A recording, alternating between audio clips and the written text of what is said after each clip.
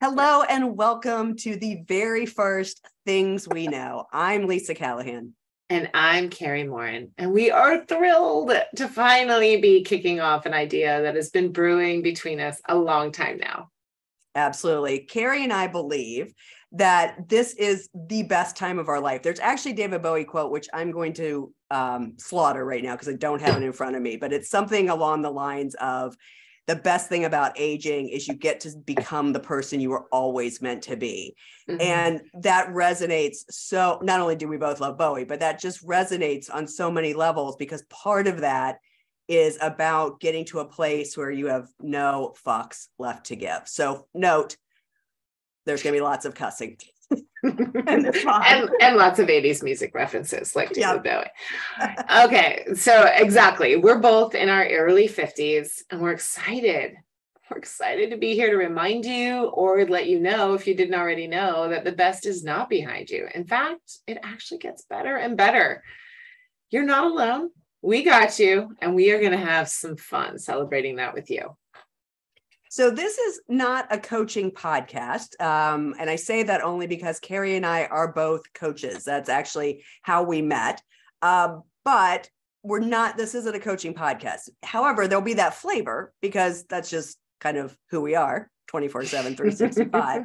And we know that it's really important to start with a why anytime you're opening up a new relationship. So I want to start with that idea and talk about how we met. I mean, I just said we worked together, but we had been working together 2 years, I guess, when my mom passed away unexpectedly.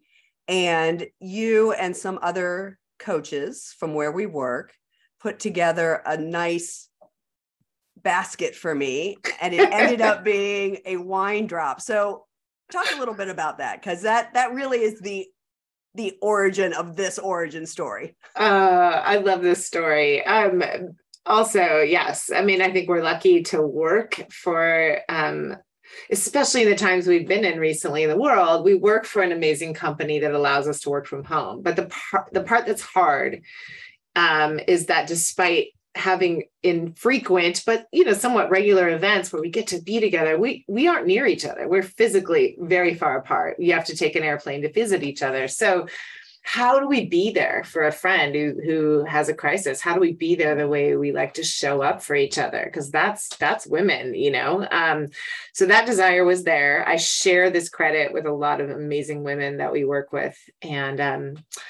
And so that just became a quick conversation. How do we support Lisa right now? How do we reach out and love her right now during this time? And someone's, kind of Melissa, our friend Melissa, brainstormed a lot of things. When she said wine, it was like, ding, ding, ding. So I have another amazing woman in my life who, my friend Cheryl, who is a winemaker.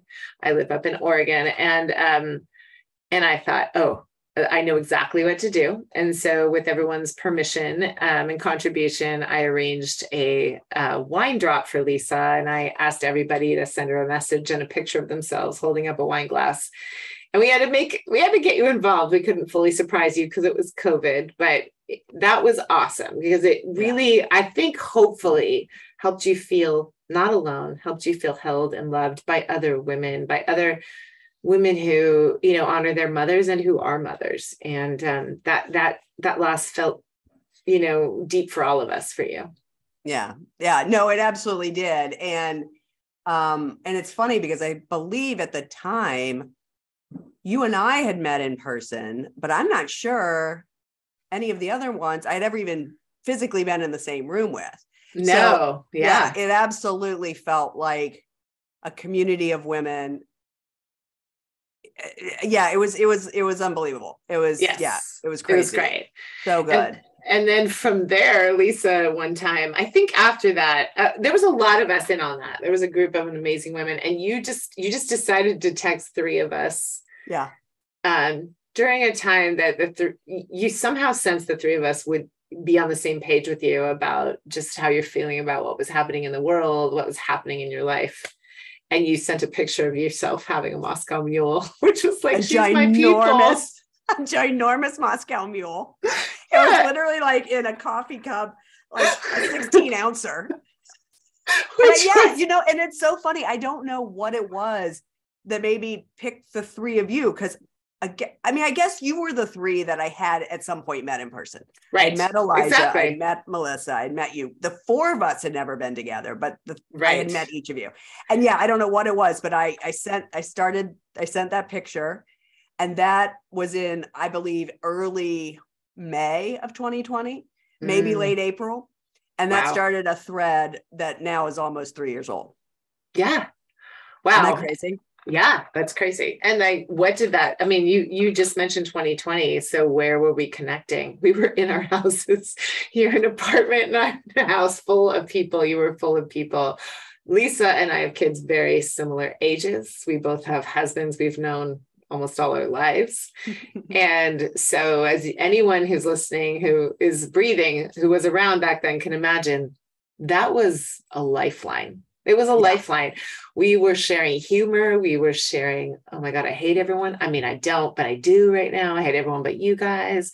I think at some point, if you recall, I got my family out just to get somewhere different. And still, even though we were in a beautiful place and we were out of the house, still I was needing to text and even Zoom with you three just to have some connection.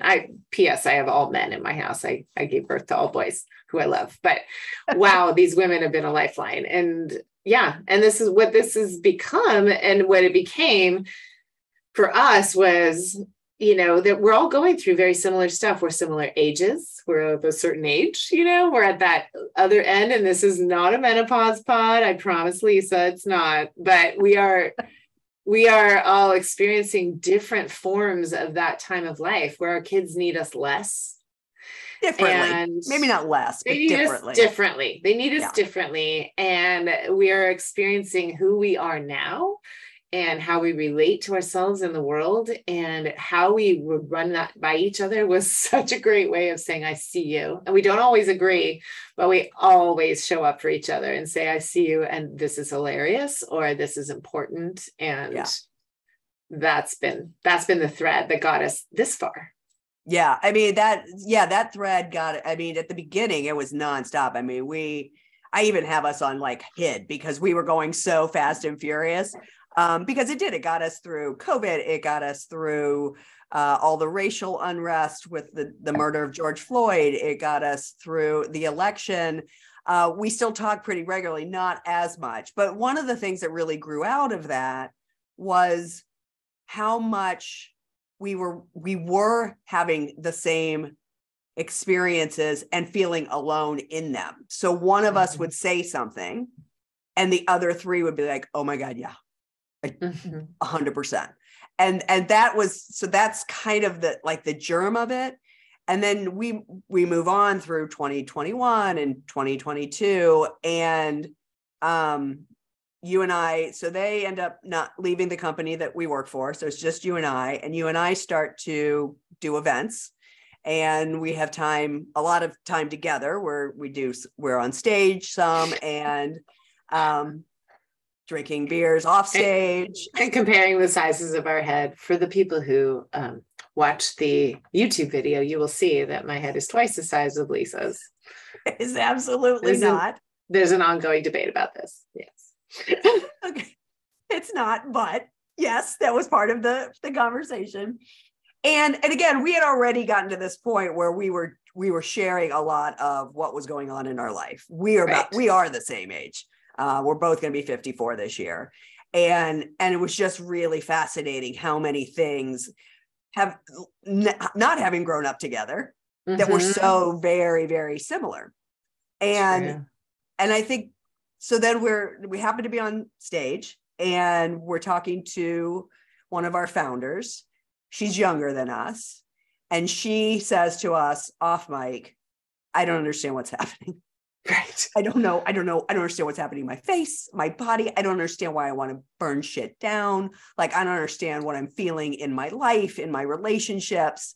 And you said, I think I said something like, it's okay. It gets better. We got you. And then I said something, because it's my favorite thing to make Lisa laugh, and I knew it would, but it really resonated. I said something like, oh, and there are drinks here. I promise, because it's fun. It's fun on this side of things. Yeah. And I think from there, we immediately realized it's a theme because it resonated for her. We realized, we saw in her eyes, this mentor of ours, we had a moment of mentoring her about this part of life, and we could see that, oh, I'm not alone. Yeah. And because we are women of a certain age, and we know a lot of women of a certain age, and we coach a lot of women of a certain age, we were like, oh, we should host a retreat. Like we should get some women together, because this is a universal experience and nobody's talking about it. Right.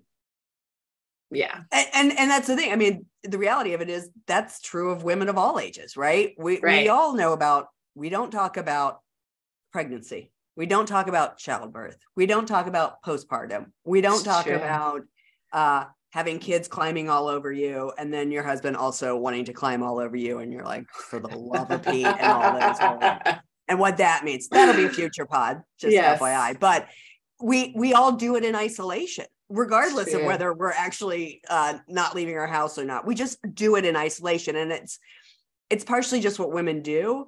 But I know I've seen over the recent years, where when people start talking about postpartum, when people start talking about menopause, perimenopause, women just like sponge it up, because it's like, oh, wait, and that's where the bonds of friendship are forged. Yeah. Where you realize, oh, I'm not alone. Nobody told me this. Nobody told me. Everyone says, oh, it's so beautiful to be a mother and to nurse, and no one tells you how much it hurts or how much no one's going to help you. So it's the same thing with this. It's like, I think we're taught to somewhat dread it, or that things slow down, or that things become obsolete. And I think that what Lisa and I were finding more and more was like, no, it's actually just the opposite. Yeah, for sure. Yeah. And so, so first we thought we were going to have a retreat. And we were all psyched because it was all going to be drinking oriented. It was going to be like meditation and mimosas and belief work and Bloody Marys. I mean, we had it all. I think we went back to the table and we're just like writing it all out. And then whatever, it was super fun. Life gets in the way. We're busy. And so we're at this following event 6 months later. And she says the same thing to us. I don't know if I've ever told you this, but I don't understand what's happening.